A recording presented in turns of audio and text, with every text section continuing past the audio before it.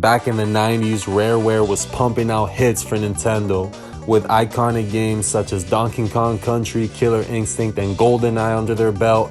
The company set out to make 3D platformers for the Nintendo 64, inspired by Super Mario 64, and the first one was Banjo-Kazooie. You don't understand, it's after us.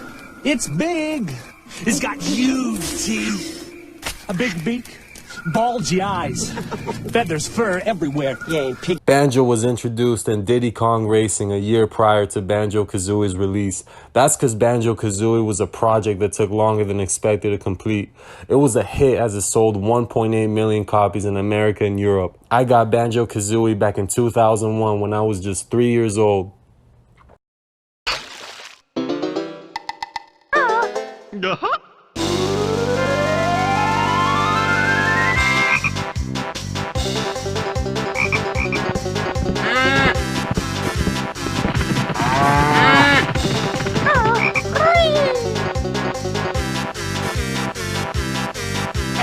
Believe me, that intro never gets old.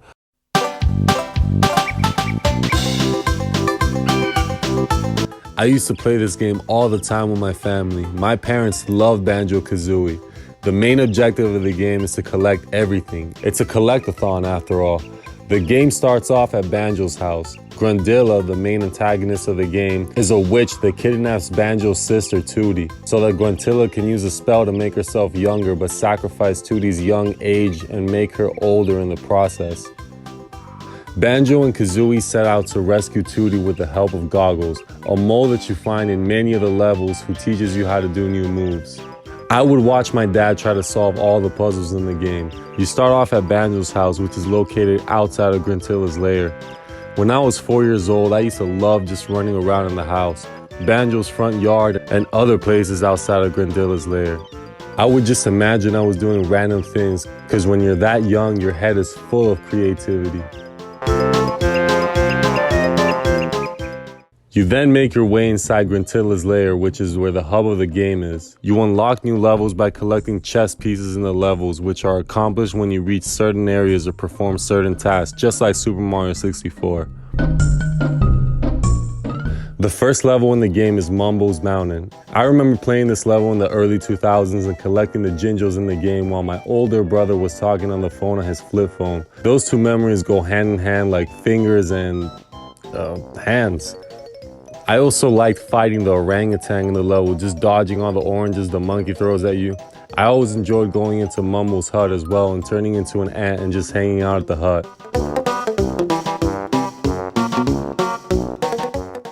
The second level in the game is Treasure Trove Cove, also known as the beach. This is my favorite level. As a kid, I liked how a shark would swim after you when you were swimming in the water. This prompted me to stand at the very edge of the water to tease the shark, since the shark couldn't ever get to me because, newsflash, sharks can't swim on land. I spent 8 years in community college studying the correlation between sharks and land, and it's true. Sharks cannot swim in anything but water. Use my research findings wisely. It's a really fun level and I love the music in it. Admittedly, the songs in the Banjo-Kazooie soundtrack are pretty hit or miss. Some are good, some aren't. I absolutely love that in the game you can climb all the way to the top of the level through the lighthouse tower located at the top of the level. The music cuts out when you reach this point to give the atmosphere to the game. It's an amazing view of the level. I like looking at the heights in this level because it reminds me of the time that my babysitter dropped me on my head when I was a baby. My head cracked open, so she ended up vacuuming my brain to hide it. Totally worked. My parents never found my brain.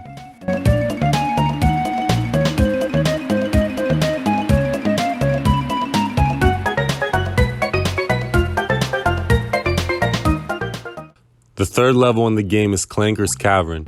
Although I typically despise water levels, I thought Clankers Cavern was okay. Clankers Cavern belongs to Clanker, a cyborg shark who gives you chess pieces in return for favors.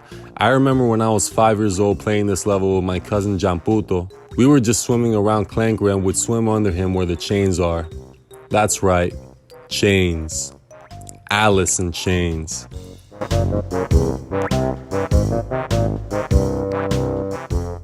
The fourth level in the game is Bubble Gloop Swamp. This level would inspire the level Bad Magic Bayou in Banjo-Kazooie Gruntilla's Revenge for the Game Boy Advance, but that's a topic for a future video. Bubble Gloop Swamp is one of my favorite levels in the whole game.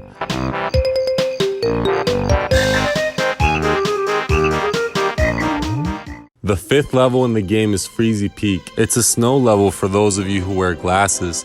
I really love this level, and especially when I was a little kid, enthralled in the world of endless imagination, I would feel like it was Christmas when I would hang around the huge presents in the level. This is definitely one of my most nostalgic levels in the whole game.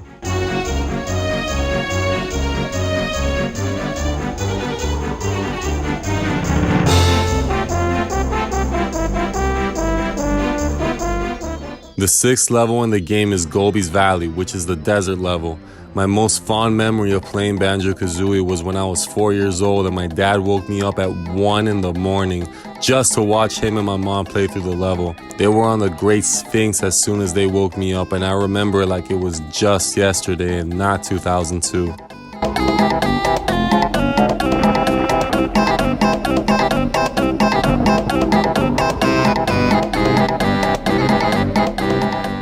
The seventh level in the game is Mad Monster Mansion. For some reason, I can't visualize myself as a kid playing this game without remembering the path that you take before you enter this level.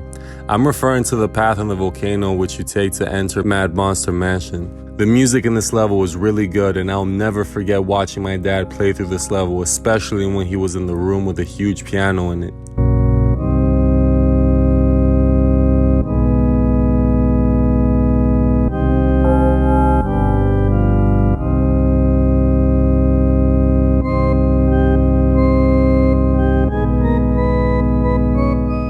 The eighth level in the game is Rusty Bucket Bay. This level is as Nintendo 64 as it gets. N64 fans that play through this level will feel the same way.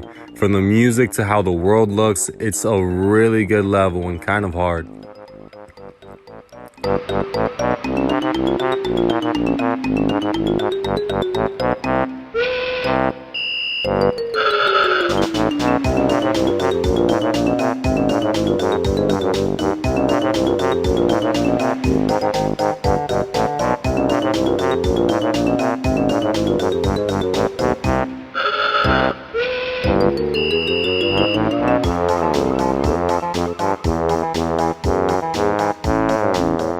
The ninth level in this game is Click Wood Tower. This is another really good level in the game with great music.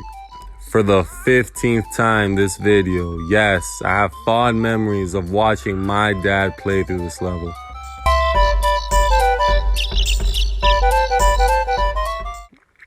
The 10th level in the game is, well, as far as we know, that was it.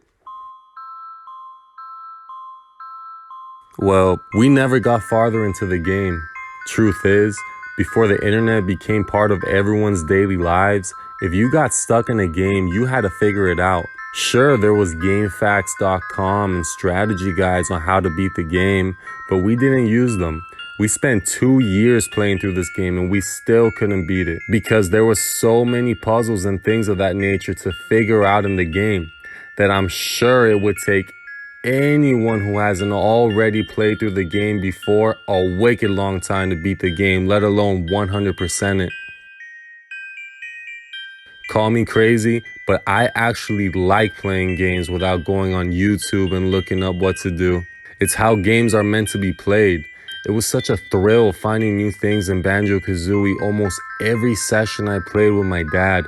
I'm not gonna tell everyone how to play through their games, but in my experience, playing through a game and really trying hard to put the pieces of the puzzle together gives me a feeling of satisfaction knowing I genuinely beat the game.